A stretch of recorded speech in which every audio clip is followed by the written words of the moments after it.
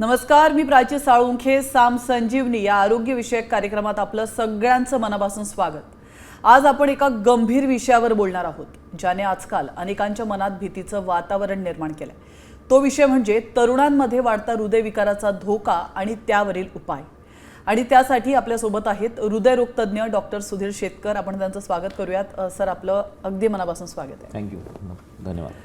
तर कार्यक्रमाला आपण सुरुवात करणारच आहोत, मात्र त्याआधी डॉक्टरांचा परिचय घेऊयात. डॉक्टर सुधीर सूर्यकांत शेतकर हे नाशिकमधील नामांकित वरिष्ठ इंटरव्हेन्शनल हृदयरोग तज्ज्ञ आहेत आणि सध्या अशोका मेडिकवर हॉस्पिटल नाशिक या ठिकाणी वरिष्ठ हृदयरोग तज्ज्ञ म्हणून ते कार्यरत आहेत. या क्षेत्रामध्ये त्यांचा सुमारे 15 वर्षांचा अनुभव आहे.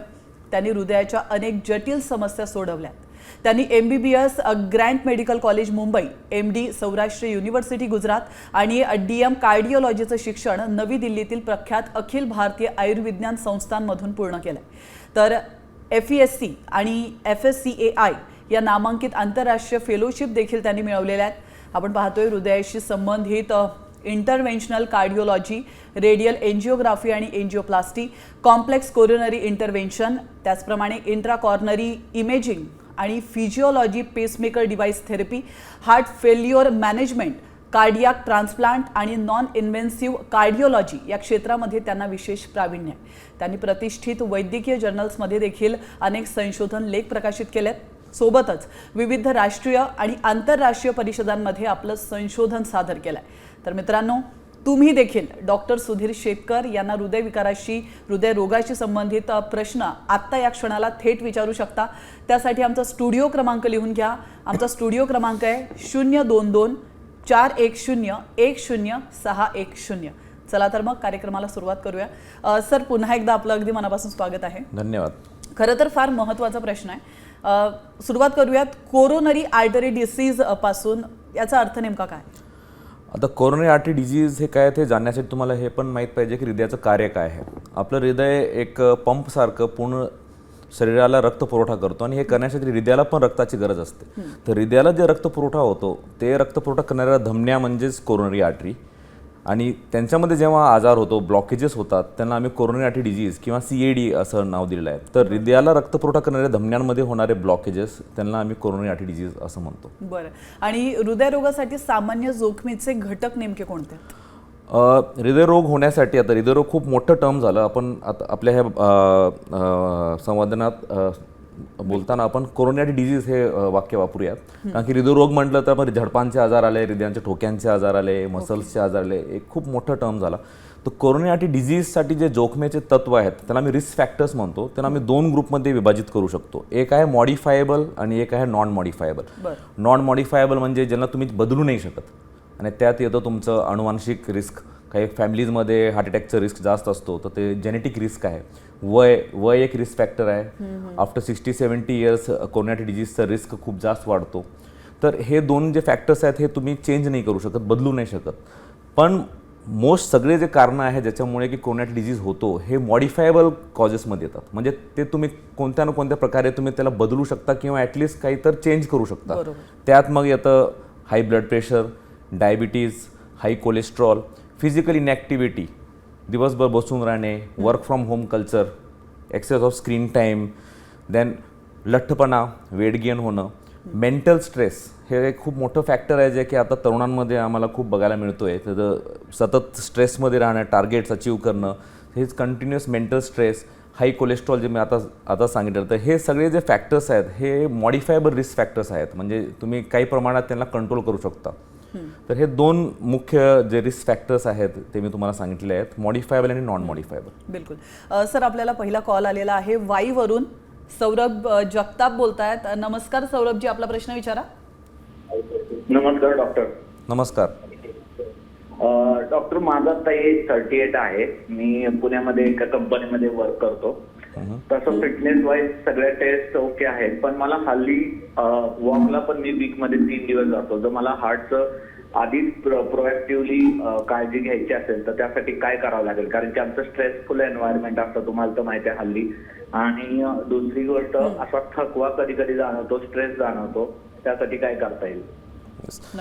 आता कोरोनासाठी आपण बघितलं आपलं देश 140 कोटी पॉप्युलेशन आहे. आपण जर घाबरून सगळ्यांचेच टेस्ट करत बसलो तर हे शक्य नाही आहे. म्हणून सगळ्यात पहिलं तर तुमच्यामधली भीती बाहेर काढा. कारण की जर तुमची हेल्दी लाईफस्टाईल आहे, तुम्ही नॉन स्मोकर आहात, टोबॅको घेत नाही आहात, अल्कोहोल इनटेक मद्यपान खूप हाई प्रमाणात नाही आहे, प्लस तुम्ही ॲक्टिव्ह आहात. मी ॲक्टिव्ह शब्द का वापरलेला आहे, 10 मिनिटामध्ये 1 किलोमीटर चालणं, त्या स्पीडनं चालत असताना जर तुम्हाला काही त्रास होत नाही आहे किंवा 60 सेकंदात 7 पायऱ्या चालणे, 60 सेकंड 60 स्टेप्स, तुम्हाला जर दम लागत नाही आहे, so you are quite fit, तुम्हाला जास्त काही टेस्ट करायची गरज नाही आहे. पण जर तुम्हाला रिस्क फॅक्टर्स आहेत, फॉर एक्झाम्पल कमी वयामध्येच ब्लड प्रेशर किंवा डायबिटीज डायग्नोज झालेला आहे, तुमच्या फॅमिलीमध्ये कमी वयामध्ये हार्ट अटॅकचं हिस्ट्री आहे, कमी वयामध्ये हार्ट अटॅक म्हणजे 50च्या वयात जर फर्स्ट डिग्री रिलेटिव्ह म्हणजे आई वडील भाऊ बहीण त्यांच्यामध्ये जर 50च्या वयात अटॅकचं हिस्ट्री आहे तर तुम्हाला एक रिस्क फॅक्टर आहे ते. किंवा तुमचं कोलेस्ट्रॉल कधी डिटेक्ट झालं आहे, तुम्ही फिजिकली इनॅक्टिव्हिटी असल्यामुळे तुमचं वेट जास्त आहे, असे काही रिस्क फॅक्टर जर असतील तर तुम्हाला एकदा तरी आपलं हेल्थ चेकअप करायला पाहिजे, ज्यामध्ये आपण ECG 2D इको आणि एक स्ट्रेस टेस्ट करतो आणि शुगर कोलेस्ट्रॉल ब्लड प्रेशर हे चेक करतो. तर पण हे जे रिस्क फॅक्टर्स तुम्हाला नाही आहेत आणि तुम्ही फिजिकली फिट आहात तर तुम्हाला काळजी घेण्याची काही गरज नाही आहे. हे वीकनेस वगैरे तुमच्या स्ट्रेसफुल लाईफमुळे असू शकतं, तुमचं ओव्हर स्क्रीन टाईम. कधी कधी लोक जे फिजिकली ॲक्टिव्ह नसतात त्यांचं खूप दिवस फिजिकली इनॅक्टिव्हिटी असल्यामुळे मग थोडं पण नंतर चालताना दम लागतो, त्याला फिजिकल डिकंडिशनिंग मिळतो. तर हे काही आजार नाही आहे, बेसिकली हे तुम्ही फिजिकली फिट न ठेवल्यामुळे तुम्हाला जे दम लागतोय किंवा सिम्पटम्स होत आहेत. If you start your physical activity you will find की तुम्ही एक 15-20 दिवसामध्ये तुम्हाला बरं वाटायला लागेल. बिलकुल, निरोगी आयुष्य जगण्यासाठी ते महत्त्वाचं. सर, हे रिस्क फॅक्टर कमी करण्यासाठी नेमकं काय केलं पाहिजे? जसं मी तुम्हाला सांगितलं, जितके पण रिस्क फॅक्टर मॉडिफायबल आहेत, नॉन मॉडिफायबल तर तुम्ही काही करू शकत नाही, पण जे नॉन मॉडिफायबल रिस्क फॅक्टर्स आहेत मोस्ट ऑफ देम ते तुमच्या लाईफस्टाईलशी निगडीत आहेत. आणि हे जे लाईफस्टाईल चेंज झालेलं आहे गेल्या 1-2 दशकांमध्ये, हे एक मुख्य कारण आहे की का कोरोना डिजीजचं प्रमाण एवढं वाढलेलं आहे आताच्या काळामध्ये.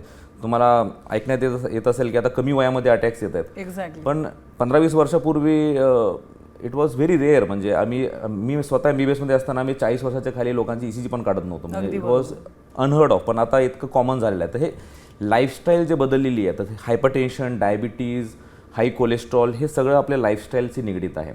तर फिजिकल इनॅक्टिव्हिटी एक मोठं कारण आहे, कारण की फिजिकल इनॅक्टिव्हिटीमुळे तुमचं वेट गेन होतो, लठ्ठपणा वाढतं, त्याच्यामुळे डायबिटीज होतो, मग ब्लड प्रेशर वाढतो. आणि हे सगळे फॅक्टर जेव्हा एकत्र येतात त्याच्यामुळे कोरोना डिजीजचं रिस्क वाढतो. ह्याला मी मेटाबॉलिक सिंड्रोम असं नाव दिलेलं आहे. तर जसं मी सांगितलं, तर सगळ्यात मोठं उपाय ह्याला कंट्रोल करण्यासाठी एक आहे आपली लाईफस्टाईल चेंज करणे. बिलकुल. तर लाईफस्टाईलमध्ये मग तुमची फिजिकल ॲक्टिव्हिटी आली, स्मोकिंग सिजेशन, स्मोकिंग न करणे, मद्यपान मॉडरेट अमाऊंट किंवा न करणे, अँड रेग्युलरली आपलं blood pressure, diabetes, high cholesterol हे चेक करणं आणि ते जर असेल तर त्याला कंट्रोल करणं.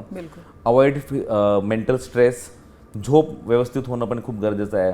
आताच्या काळामध्ये बघितलेलं आहे, बरेच लोक कंटिन्युअसली स्क्रीनवरती असतात, म्हणजे अगदी झोपायच्या 5 सेकंदापूर्वीपर्यंत पण आपण स्क्रीनवरती असतो. So that causes a mental stress.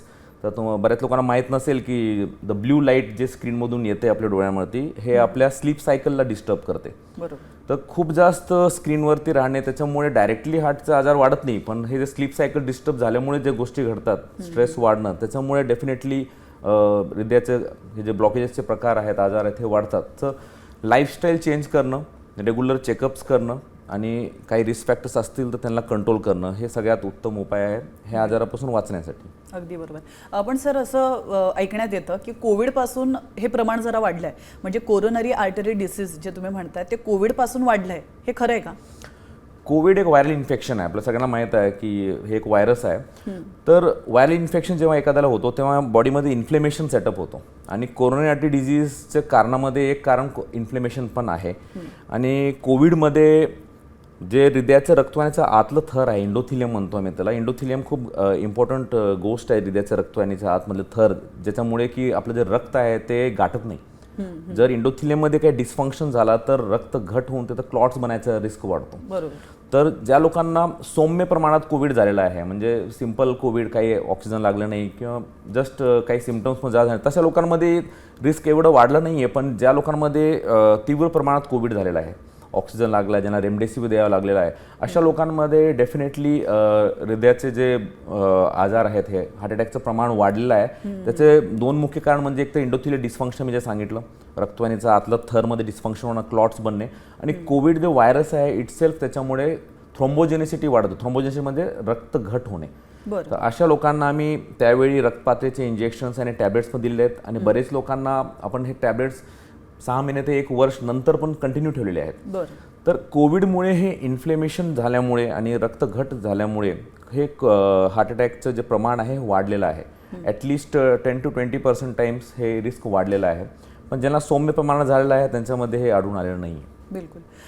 Sir, तुम्ही म्हणालात हृदयविकाराचं किंवा कोरोनरी आर्टरी डिसीज, याची लक्षणं नेमकं काय, म्हणजे कसं ओळखावं की आपल्याला हा त्रास होतोय आणि कधी डॉक्टरकडे गेलं पाहिजे? आता जर एखाद्याला ब्लॉकेजेस असतील तर हे 2 प्रकारे प्रेझेंट करू शकतं. पहिलं तर आहे ज्याला आम्ही म्हणतो अंजायना, बरोबर, आणि दुसरं आहे सगळ्यात वर्स्ट फॉर्म म्हणजे हार्ट अटॅक.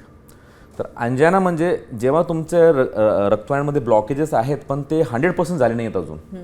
तर अशामध्ये काय होतं, तुम्ही जेव्हा आरामात बसून असता, जेव्हा रेस्टमध्ये आहात, तेव्हा तुम्हाला काहीच त्रास होणार नाही. पण जेव्हा तुम्ही काही एक्झर्शन करणार, चालणार किंवा काही स्ट्रेस घेणार, तेव्हा तुम्हाला छाती दुखून येणं, छातीवर दाब येणं, छाती भरून येणं, काही लोक म्हणतात की छातीवर काहीतरी वजन ठेवल्यासारखं वाटतं, हे जे दुखणं आहे हे जबड्यात जाणं किंवा हातात येणं, हे जे सिम्पटम्स आहेत हे एक्झर्शन करताना होतील, पण तुम्ही जेव्हा रेस्ट करणार तेव्हा ते निघून जातील.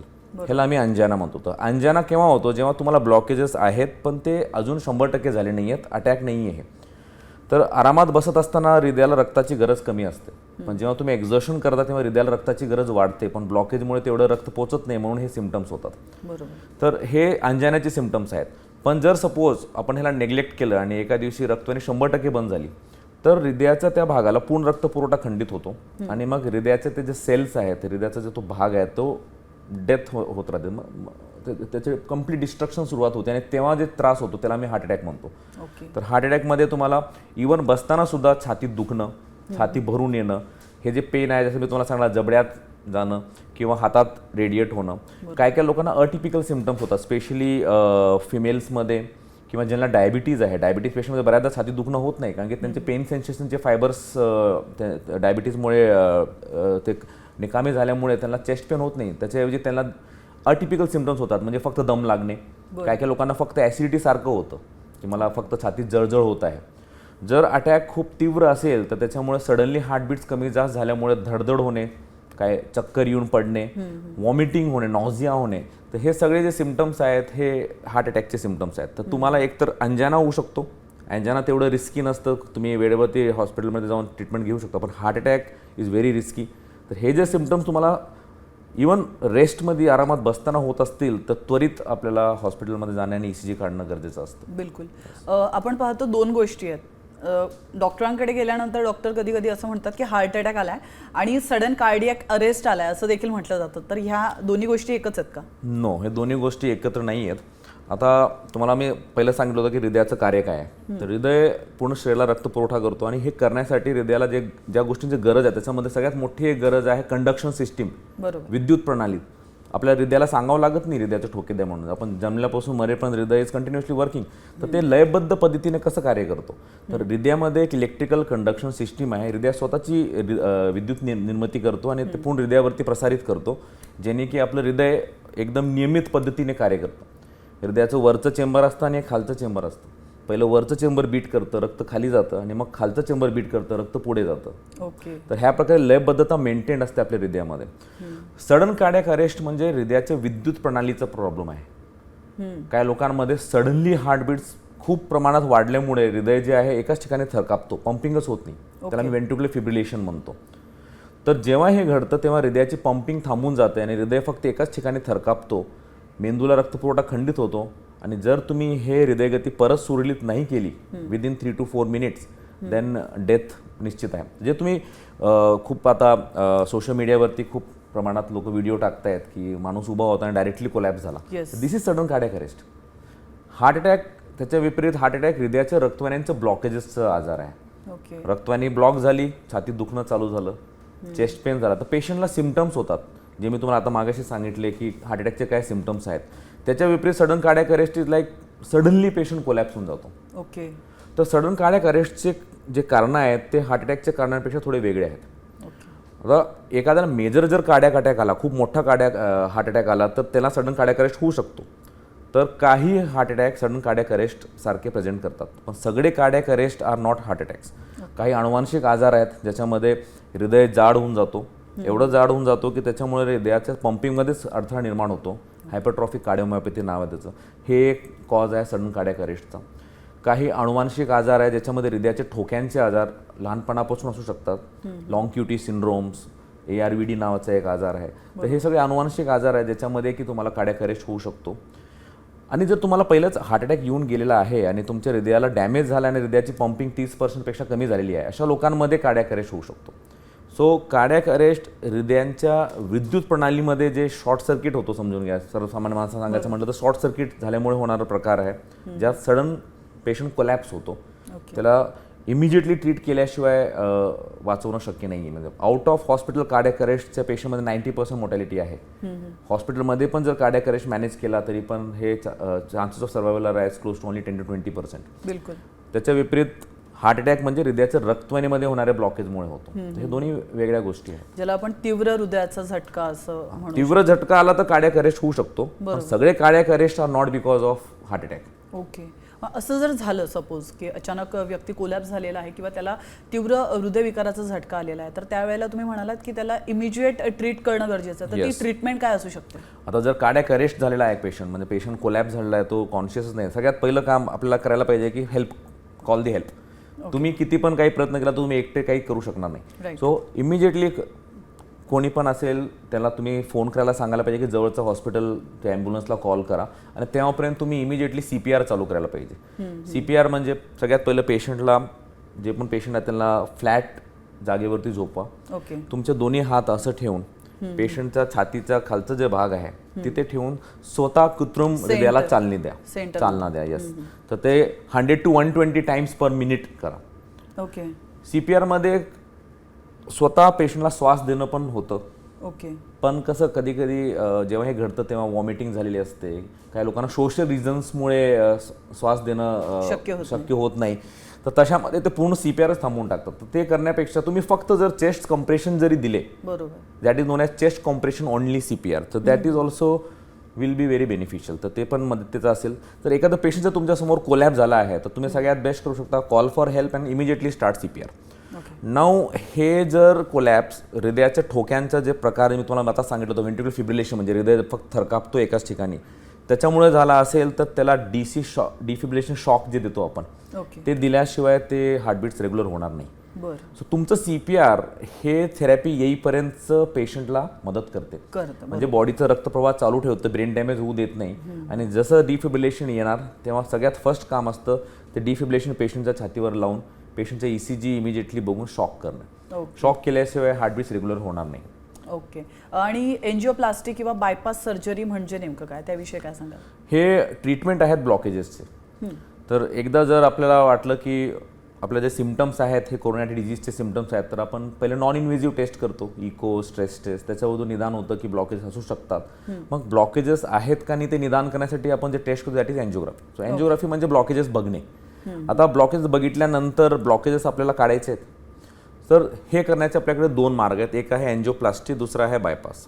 तर एन्जिओप्लास्टीमध्ये आपण रक्तवाहिनीच्या आत जाऊन एक स्टेंट ठेवून येतो, जे की रक्तवाहिनीचं ब्लॉकेजला ओपन अप करून देतो. पण ज्या ठिकाणी हे शक्य नाही आहे, जर ब्लॉकेजेस खूप ठिकाणी आहेत, अशा ठिकाणी आहे जिथे एन्जिओप्लास्टी होऊ शकत नाही, मग त्या ठिकाणी आपण काय करतो, डायरेक्टली ह्या ब्लॉकेजेसला पुढे जाऊन बायपास करतो. तर पेशंटच्या स्वतःच्या रक्तवाहिन्या आपण पुढे जाऊन जोडून देतो, जेणे की हे ब्लॉकेज तसंच राहतो पण रक्त पुढे डायरेक्टली बायपास होऊन हृदयाला पोहोचतो.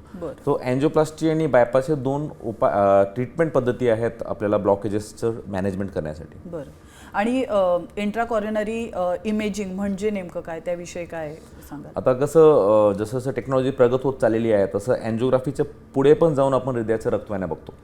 एन्जिओग्राफीमध्ये आपण काय करतो, हृदयाच्या रक्तवाहिन्यामध्ये जाऊन एक इंजेक्शन देतो आणि बाहेरून फोटोग्राफ्स काढतो. तर रक्तवाहिनी जितकी आत भरत आहे त्याची इमेज जे दिसतात त्याच्यावरून आपल्याला कळतं की ब्लॉकेज आहे की नाही. पण एन्जिओग्राफीमध्ये आपल्याला हृदयाच्या रक्तवाहिनी कशाने बनलेली आहे, कोलेस्ट्रॉलनी बनलेली आहे की तिथं कॅल्शियम जमा झालेला आहे किंवा तिथं फक्त फायब्रस टिश्यू आहे हे कळत नाही आपल्याला. तर हे बघण्यासाठी आपण इंट्राकोरोनरी इमेजिंग हे करतो. त्याच्यामध्ये विशेषतः 2 प्रकारे आपण करू शकतो. एक तर आहे IVUS, इंट्राव्हॅस्क्युलर अल्ट्रासाऊंड, आणि एक आहे OCT. आयवस म्हणजे तुम्हाला सोनोग्राफी तर माहीतच असेल. तर सोनोग्राफी ज्या पद्धतीने करतो आपण, त्याची जी टेक्नॉलॉजी आहे तेच टेक्नॉलॉजी आपण एका छोट्या कॅथेटरमध्ये लावलेली आहे आणि ते हृदयाच्या रक्तवाहिनीच्या आत टाकून आपण आतून हृदयाच्या रक्तवाहिनीची सोनोग्राफी करतो. तर आतून आपण हृदयाच्या रक्तवाहिनीला बघतो, जेणे की आपल्याला ब्लॉकेजेस किती आहे, किती लांब आहेत, किती मोठी रक्तवाहिनी आहे, म्हणजे अचूकरित्या आपण किती मोठं स्टेंट घ्यायला पाहिजे, किती लांब स्टेंट घ्यायला पाहिजे, जेणे की आपण हे ब्लॉकेज चांगल्यापैकी ट्रीट करू शकू. स्टेंट टाकल्यानंतर पण ते स्टेंट चांगलं बसलेलं आहे की नाही, तो प्रॉपरली एक्सपॅन्ड झाला आहे की नाही हे बघण्यासाठी पण आपल्याला आयवसची मदत होते. बिलकुल. त्याचप्रकारे OCT पण आहे. OCTमध्ये आपण अल्ट्रासाऊंडचा वापर न करता आपण त्याच्यामध्ये इन्फ्रारेड लाईटचा वापर करून रक्तवाहिनीला आतून बघतो. तर हे दोन्ही अँजिओग्राफीच्या पलीकडचे टेस्ट आहेत, ज्याच्यामध्ये की आपण हृदयाच्या रक्तवाहिनीला आतून बघून ते हृदयाचे जे ब्लॉकेज आहेत त्यांचा उपचार करतो. सर, खरं तर हार्टशी निगडीत जे पण काही आजार आहेत ते खूप खर्चिक मानले जातात, त्याच्या टेस्ट पण फार महागड्या असतात. अशा वेळेला म्हणजे डिरेक्ट विचारायचं म्हटलं म्हणजे गरिबांसाठीचा हा जो म्हणजे काही ट्रीटमेंट आहे का, किंवा त्यांच्यासाठी काही नियोजन आहे खूप चांगला प्रश्न विचारला तुम्ही, कारण की तुम्हाला आताच माहित आहे की पॅन्डेमिक होऊन गेलेला आहे आता 5 वर्ष. पॅन्डेमिकचा अर्थ काय, जेव्हा एकाच वेळेला खूप सारे पेशंट्स येतात. तर भारत, आपलं देश जे आहे हे कोरोना डिजीजच्या पॅन्डेमिकमध्ये एंटर केलेला आहे ऑलरेडी. सो आपले कोरोना डिजीज हे इतकं कॉमन झालेलं आहे आणि इतक्या प्रमाणात लोकांना होत आहे की सरकारने याच्यावरती दखल घेऊन बऱ्याच योजना काढलेल्या आहेत. आता प्रधानमंत्री जन आरोग्य योजना आहे, आयुष्यमान भारत योजना आहे. ह्यामध्ये गरीब लोकांना, गरजू लोकांना ह्या आजारांवरती उपचार एकदम मोफत अवेलेबल आहे. तर हे जर पहिलं तर आजार होऊच नाही कोणाला, तुम्ही प्रिव्हेन्शन करा, जे मी तुम्हाला सांगितलं रिस्क फॅक्टर्स ते मॅनेज करा. पण जर झाला तर it is not the end of the road, ह्याच्यावरती उपचार आहेत. आणि आता गरीब आहे की नाही त्याच्यावरती ह्याचं ट्रीटमेंट डिसाईड होत नाही, कारण की आपल्याकडे बरेच योजना आहेत. आमच्या हॉस्पिटलमध्ये आपण हे सक्सेसफुली गेल्या वर्षभरापासून करतोय ह्या योजनेअंतर्गत. येस, तर गरिबांना पण असं हे विचार करायची गरज नाही की ह्याचं ट्रीटमेंट खूप कॉस्टली आहे, आपल्याला मिळेल की नाही. So don't delay treatment. ह्याचा उपचार बऱ्याच सरकारी योजनांमध्ये मोफत अवेलेबल आहे. ओके. आणि सर, आपण म्हणतो की प्रतिबंध हा उपचारापेक्षा नेहमीच चांगला असतो. म्हणजे तुम्ही उपचार तर नंतर घेता, ज्या वेळेला तुम्हाला कळतं की टेस्ट केल्यानंतर कळतं की हा आजार झालेला आहे, नंतर उपचार येतो. पण त्याआधी तो डिसीज होऊ नये म्हणून काळजी घेणं फार तेवढं महत्त्वाचं आहे. मग ही जी गोष्ट आहे ती कोरोनरी आर्टरी डिसीजसाठी पण लागू होते का? जसं की मी तुम्हाला आता सांगितलं की 140 कोटी लोकांचं कोरोनरी डिसीजचं ट्रीटमेंट करणं, म्हणजे सगळ्यांची अँजिओग्राफी, अँजिओप्लास्टी, बायपास करणं हे कोणत्या पण समाजाला कॉस्ट इफेक्टिव्ह नाही आहे आणि हे करू पण शकत नाही. तर कोरोनरी डिजीजमध्ये हे जे वाक्य आहे, prevention is better than cure, हे सगळ्यात इम्पॉर्टंट आहे. कारण की आजार होऊ न देणे याच्यामध्ये जितकं समाजाचं आणि देशाचं बेनिफिट आहे तितकं झाल्यानंतर ट्रीटमेंट करण्यामध्ये इट्स नॉट देअर. आणि यंग लोकांमध्ये हे प्रमाण एवढं वाढत चाललेलं आहे. हे आपलं वर्किंग क्लास आहे. कोणत्या पण देशाची सोसायटी जी आहे त्याच्यामधलं वर्किंग क्लास जे एज वर्किंग पॉप्युलेशन आहे त्याच्यामध्ये जर हे आजार एवढं प्रमाणात वाढत गेलं तर डेफिनेटली हे आपल्या देशासाठी चांगलं नाही आहे. So prevention is definitely very important. आपल्याला हे जितके पण घटकर रिस्क फॅक्टर्स आहेत हे जितके मॅनेज करता येतील तितकं आपल्यासाठी चांगलं राहील. पण जरी हे केल्यानंतर सुद्धा आजार झाला तर ट्रीटमेंट आहे आपल्याकडे, असं नाही आहे की वी डोंट हॅव ट्रीटमेंट. बिलकुल सर. खरं तर हृदयविकार हा फारच महत्त्वाचा आणि तेवढाच गंभीर विषय आहे. त्या विषयावर बोलण्यासाठी आज तुम्ही वेळ काढून आमच्या स्टुडिओमध्ये आलात आणि आमच्या प्रेक्षकांना इतकं सुंदर मार्गदर्शन केलं सर, त्याबद्दल तुमचे मनापासून धन्यवाद. धन्यवाद, थँक्यू. आणि यासोबतच साम संजीवनीमध्ये वेळ झाली इथंच थांबण्याची. मात्र तुम्ही कुठेच जाऊ नका, पाहत रहा साम TV.